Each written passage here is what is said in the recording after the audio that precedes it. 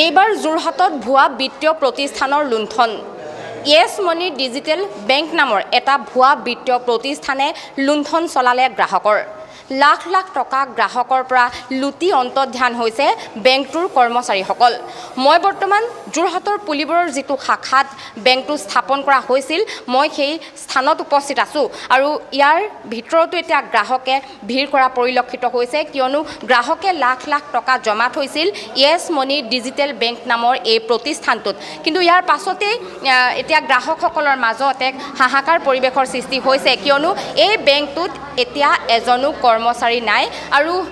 কালি পৰহিলৈকে আচলতে এইটো বেংকত কম্পিউটাৰৰ পৰা আদি কৰি সকলো সামগ্ৰী আছিল কিন্তু আজিৰ দিনত ইয়াত নাই এজন কৰ্মচাৰী নাই কোনো কম্পিউটাৰ জাতীয় সামগ্ৰী ইয়াত আছে মাত্ৰ কেইখনমান খালী চকী আৰু টেবুল এতিয়া গ্ৰাহকসকলে এক হাহাকাৰ পৰিৱেশৰ গ্ৰাহকসকলৰ মাজত সৃষ্টি হৈছে কিয়নো গ্ৰাহকসকলে লাখ লাখ টকা জমা থৈছিল এই বেংকটোত আৰু এটা কথা উল্লেখ কৰিব লাগিব যে এই য়েছ মানি ডিজিটেল বেংকটো নিধি বেংকৰ অধীনত আছিল বুলি গ্ৰাহকসকলে উল্লেখ কৰিছে নিধি বেংকৰ অধীনত এই বেংকটো আছিল কিন্তু নিধি বেংকটোৱে যেতিয়া ভুৱা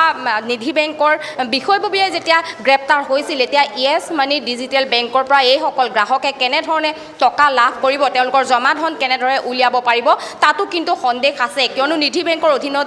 যিহেতু এইটো বেংক আছিল নিধি বেংকটোৱে যেতিয়া ভুৱা এই বেংকটো যে গ্ৰাহকে এই বেংকটোৰ পৰা যে জমা ধন উলিয়াব পাৰিব তাত কিন্তু গ্ৰাহকসকল এতিয়া সন্দেহৰ আৱৰ্তত আছে কালি পৰহিলৈকে মই পুনৰবাৰ কৈছোঁ কালি পৰহিলৈকে এইটো বেংকৰ এই কেইখন টেবুলত বা এইকেইটা কোঠাত কম্পিউটাৰৰ সামগ্ৰী আছিল কিন্তু আজিৰ দিনত ইয়াত খালী চকী আৰু টেবুলহে আছে গ্ৰাহকসকলো যিহেতু আছে মই তেওঁলোকৰ কিছু মন্তব্য ল'বলৈ চেষ্টা কৰিম তেওঁলোকক আচলতে কেনেধৰণে প্ৰলোভন দিয়া হৈছিল ইয়াত বেংকত টকা থ'লে কেনেদৰে তেওঁলোক লাভান্বিত হ'ব বুলি ইয়াৰ কৰ্মচাৰীসকলে উল্লেখ কৰিছিল সেই সন্দৰ্ভত মই কিছু কথা পাতিম যিহেতু আপোনালোক এই বেংকত আপোনালোকে জমা ধন থৈছিল আপোনালোক গ্ৰাহক কি ক'ব এতিয়া ইয়াত খালী চকী টেবুলৰ বাহিৰে একোৱেই নাই নহয় আমাৰ ইয়াত প্ৰথমতে তেখেতসকলে জালটো এনেকৈ পেলালে চ' তেখেতসকলে মানে নিধি বেংকৰ আণ্ডাৰত আছে বুলি কৈছিল আৰু যিমানখিনি চাৰ্টিফিকেট আপোনাৰ দেখা পাব আপোনাৰ মেনেজাৰ ৰুমত আপোনাৰ চাৰ্টিফিকেট অলপমান মানে পোষ্টাৰ মাৰি থোৱা আছে চ' আমাৰ মানুহখিনি কেনেকৈ সৰ্বসাধাৰণ মানুহখিনি এনেকুৱা কৰিছিলে যে তেখেতসকলে মোৰ একচুৱেলি ইয়াতে হোটেল আছে চ' হোটেলৰ পৰা কি কৰিলে ডেইলি ৱাইজত আপোনাৰ 300কৈ তেখেতসকলে মানে আপোনাৰ পইচা আনিলে চ'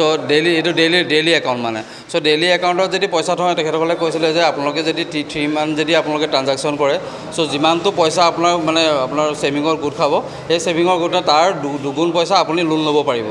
চ' আমি ভাবিছিলোঁ কি বিজনেছটো গ্ৰ'থ কৰিবৰ কাৰণে আমি তেনেকৈ যদি পইচা থৈ যাওঁ তেতিয়াহ'লে ডেইলি ৱাইজত পইচাটো থৈ গ'লে আমি 3 মাহৰ পিছত যেতিয়া লোন ল'ব পাৰিম লোন ল'লে তেতিয়া আমি আমাৰ বিজনেছটো আৰু গ্ৰ'থ কৰিব পাৰোঁ চ' সেই বুলি পইচা থৈছিলোঁ আৰু তেখেতসকলৰ প্লেনিংটো এনেকুৱা আছিলে ধৰক আপোনাৰ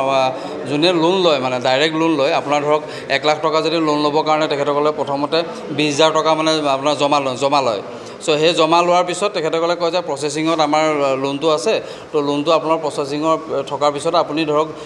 1 মান্থৰ ভিতৰত আপোনাক 1 লাখ টকাটো আপোনাৰ একাউণ্টত সোমাই যাব আমাৰ লগৰে এজন প্ৰথম তেনেকৈ আমাৰ তেনেকৈ মানে গ্ৰাহকৰ 23টা টোটেল আপোনাৰ লোন হৈছিলেগৈ চ' 20,000 টকাকৈ যদি আপোনাৰ ধৰক 23জন মানুহক ধৰক কিমান টকা পইচা তেখেতসকলে অলৰেডি নিছে দেখিছে আৰু তেনেকুৱা কৈছে গোট ছিষ্টেমতো আছিলে যদি মানে মই এটা পাইছিলোঁ যে আৰু এটা দেখা পাইছোঁ যে গোট ছিষ্টেমত কি কৰিছে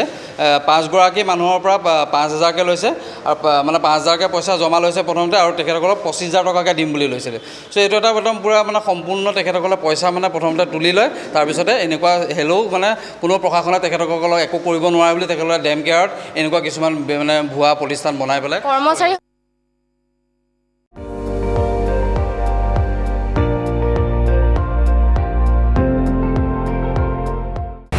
আপুনি চাই আছে ND24